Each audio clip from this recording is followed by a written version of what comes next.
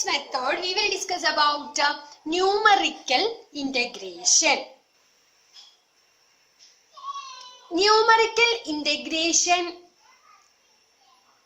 is a method of finding integral value of function f of x over an interval a b. But it is calculated, we get a calculated value. That calculated value is an approximation, not an exact value. That is an approximated.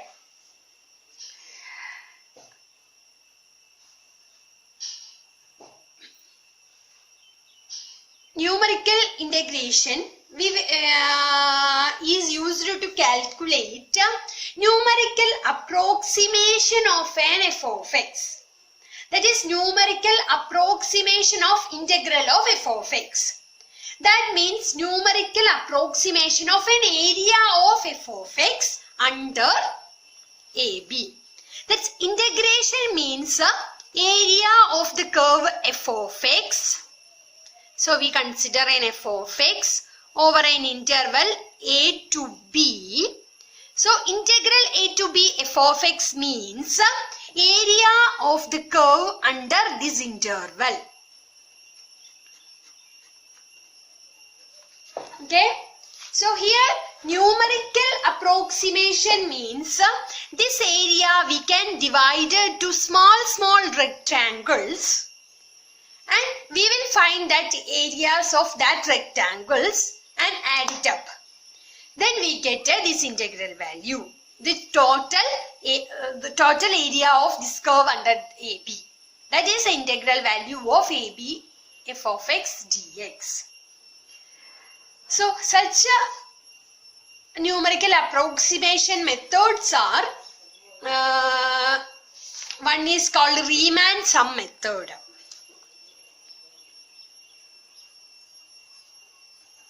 Riemann sum. Second is trapezoidal method. Next is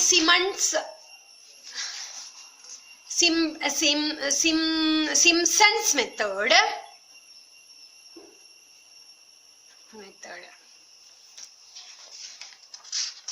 These three are the main methods of finding numerical approximation of f of x. So next we can discuss each of the methods. So first we can consider Riemann sum. What is the meaning of Riemann sum? Riemann sum of an f of x is, we can consider a function. I will explain geometrically. I will consider a function f of x over AB. So I subdivide this interval some points in between A and B. So I will take here one point that is called x1. This point is x2. This point is x3. This point is x4, etc. xn equal to b. A is x0. So simply I will explain. So I will take a to b, some function defined on a to b. I will take 2 points x1 and x2. So a to x1 we got a rectangle, x1 to x2 we got another rectangle, x2 to b we got another rectangle. So similarly here I take x0 equal to a, x1, x2 and x3. Similarly I can take x1, x2, x3, x4, x5. Similarly generally I will take n points in between a and b. So that points are x1, x2, x3, x4, etc. xn minus 1. xn is b and x0 is a. Okay, these are the. So we got a to x1 is a subinterval. x1 to x2 is a subinterval. x2 to x3 is also a subinterval of AB. x5 to x6 is also. here x3 to x4 also, x4 to x5 also. So here x naught, a is x naught. Last subinterval is xn minus 1 to xn, etc. xn minus 1 to xn. So generally I can tell as the general subinterval is xi minus 1 xi is the subinterval of this interval. So we got these subintervals. So etc. Here a lot of subintervals. So and easily we can understand. I take n equal to 4.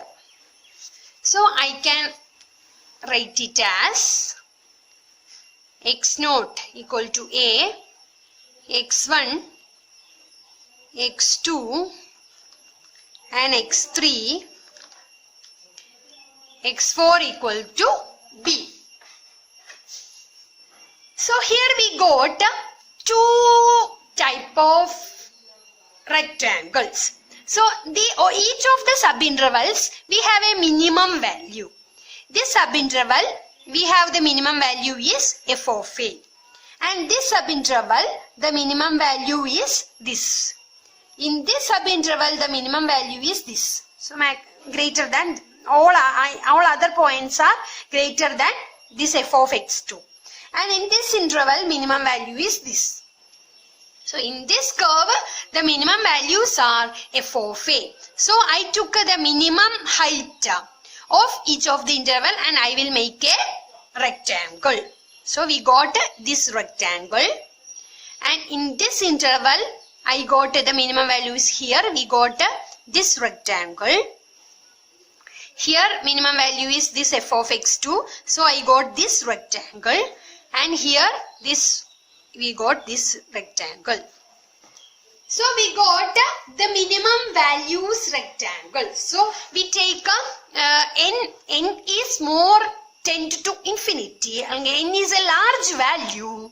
These subintervals are closely packed. So another I will cut in this interval.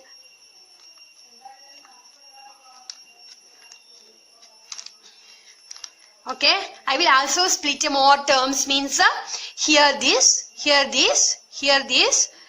So more closely to this curve. Understand? So we can say the integral AB f of x ds is these rectangles area, sum of these rectangles area. So first here this length into this breadth. This breadth is a small distance. So delta xi. Xi, 2xi minus xi minus 1. This is a general interval. So this distance is very closely packed. So this interval length I wrote it as delta xi. And the minimum value is, here we take xi, we get xi's, but generally we didn't take the endpoints. So I take ci is an element of xi comma xi minus 1. Ci is a point in between the subintervals. That is the minimum value exists in that point. The minimum value of f exists in Ci, each of the subintervals. So minimum value is, first is f of c1, second one is f of c2, third value is f of c3. So minimum value is the length of the rectangle. This minimum value is the length of the rectangle. So length into breadth. Breadth is delta x1. Plus next is f of c2. Next rectangle length is f of c2. So delta x2, etc. So we take the x n subintervals, means we take f of cn into delta xn. So this sum we can write it as summation f of ci into delta xi, I equal to 1 to n. So this sum is approximately equal to this integral.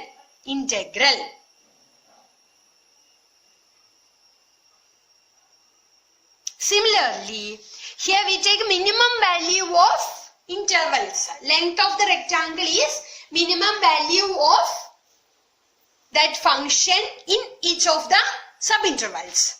Next, we will take the maximum value of the function of each of the intervals. That is, I would like to take some di. So, maximum value is f of di, and that is the length, and delta xi is breadth. So, this is the area of the ith rectangle. So, these sum I equal to 1 to n. This also approximated value of this subinterval. Sorry, this integral. Okay. So, these are the numerical approximation of these integrals. Integral a to b f of x dx can be approximated to summation I equal to 1 to n f of ci into delta xi, where ci is a minimum, ci is the point of minimum exist of a function f, minimum exist of a function f at ci in each of the intervals. Similarly, maximum exist at di in each of the di's. So, this is also approximated to this function, this integral.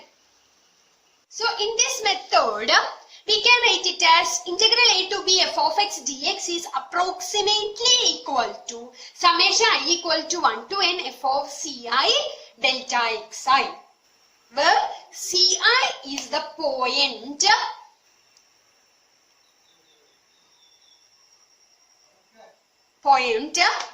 f minimum of f exist. So, what is delta xi?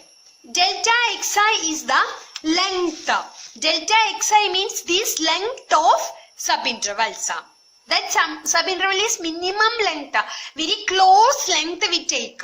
So here we easily can take this delta xi is b by n.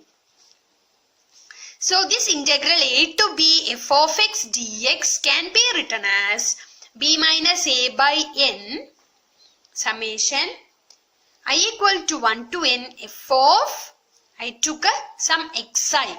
Ci I change it as xi. Xi is a point in the each of the subintervals. So b minus a, otherwise we can write it as ca also. B minus a by n f of c1 c0 plus I equal to 0 to n. F of c1 0 to n, etc. f of cn. We fix as a endpoints are c0 and cn. That's why we took I equal to 0 to n. So this is the one of the approximation of this integral. Similarly, we can write it as integral a to b f of x dx equal to approximately equal to b minus a by n f of d1 plus f of d2 plus etc. f of dn. Here we conveniently rate it as this minimum value is x0 and x1 etc. xn minus 1. So maximum value is x1, x2 etc. xn. That means the increasing function, the minimum value is a left endpoints. That's why we take x0, x1, x2 etc. xn minus 1 is the existence of minimum value points. And right endpoints x1, x2 etc. xn are existence of maximum of function points.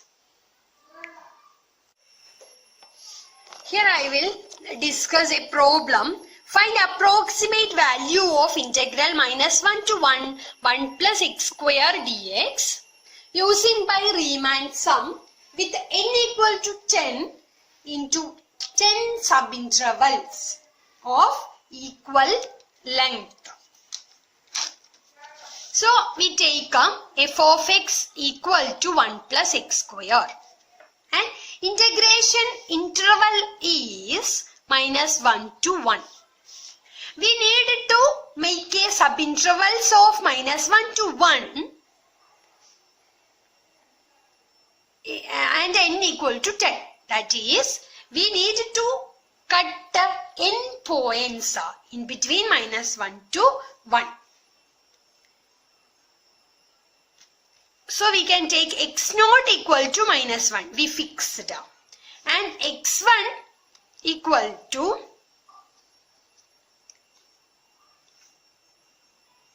1. So we take x naught equal to minus 1. And we need to make x1, x2, x3, x4, x5, x6, x7, x8, x9 and x10 equal to 1. So we have minus 1 to 1 interval. So what is the subinterval length? We have 10 subintervals, x0 to x1, x1 to x2, x2 to x3, x3 to x4, x4 to x5, xy to x6, x6 to x7, x7 to x8, x8 to x9, x9 to x10. 1, 2, 3, 4, 5, 6, 7, 8, 9 and 10. So, what is the subinterval length? We can take b minus a by n equal to 10. So 1 plus 1 by 10. That is equal to 2 by 10. That is equal to 1 by 5. That is equal to 0.2. So each of the subinterval length is 0.2.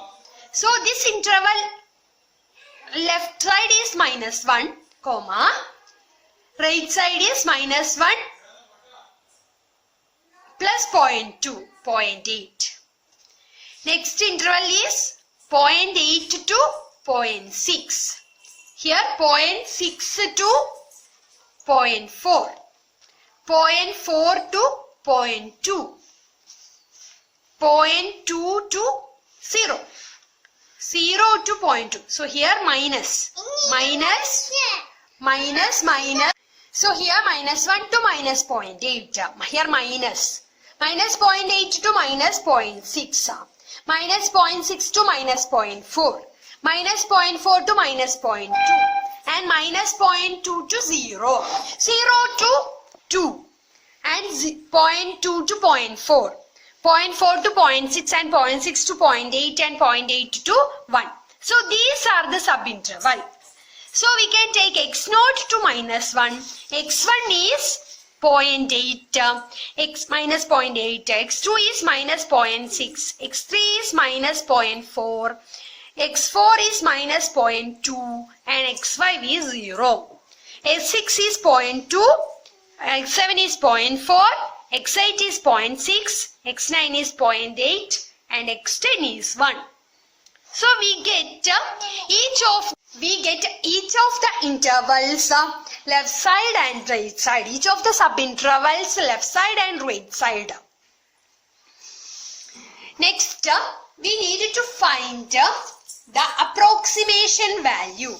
First approximation is integral a to b f of x dx is approximated by b minus a by n f of x naught plus f of x1 plus f of x2 plus f of x3 plus etc. f of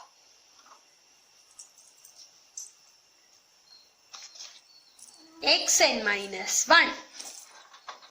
Otherwise, integral a to b f of x dx approximated to b minus a by n f of x1, f of x2 plus etc. f of xn. Any of the approximation we can use. So this approximation or this approximation we can use. I will find both of the approximations. So we need to find each of the terms in that subintervals. Each of the left side and right side of each of the subintervals, we need to find the function value. So I take xi and f of xi. Xi varying from 0, x1, x0, x1, x2, x3, x4, x5, x6, x7, x8, x9. So I wrote the values here xi. What is the x0? Minus 1. What is x1? Minus 0.8. What is x2? Minus 0.6. Minus 0.4. Minus 0.2. 0. 0.2. 0.4. 0.6. 0.8. 1. Okay, next we need to find f of xi. So find corresponding f of xi. F of minus 1. What is f of x? F of x is x square plus 1. So f of minus 1 is 1 plus 1, 2. F of minus 0.8 is minus 0.8 square plus 1. So 0.64 plus 1. That is equal to 1.64. 1.64. Next is 1.3x, 36, 1.16, 1.04, 1,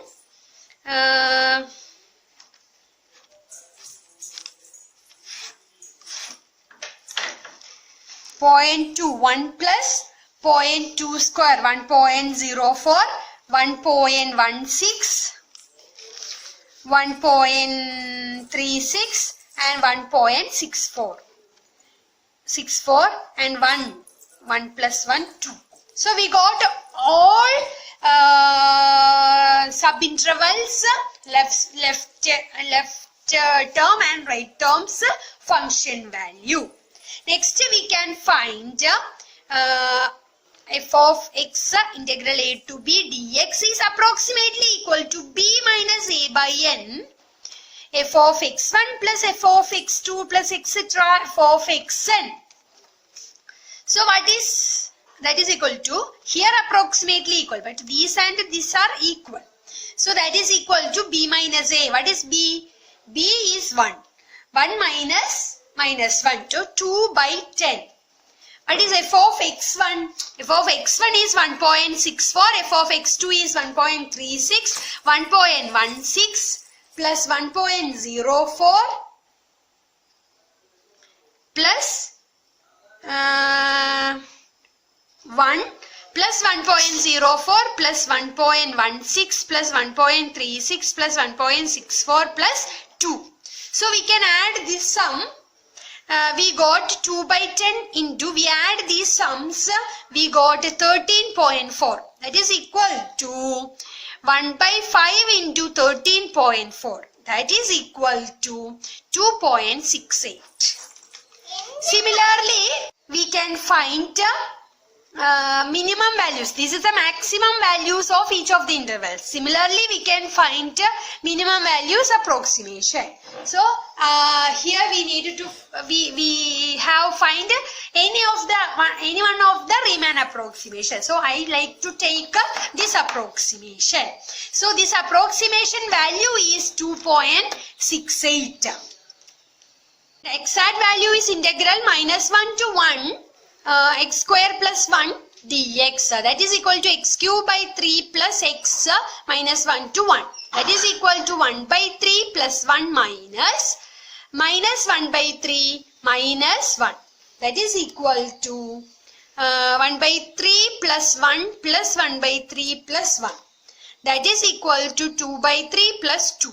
That is equal to 8 by 3. That is equal to 2.667. So first you got the approximate value is 2.68. And here exact value you got 2.667. So our error is 2.68 minus 2.667. Here approximate value is 2.68 and exact value is 2.667. So this difference is the error. So 3 1 1 0. So 0.013 is the approximate error. So here we find approximate of numerical value and exact integration value.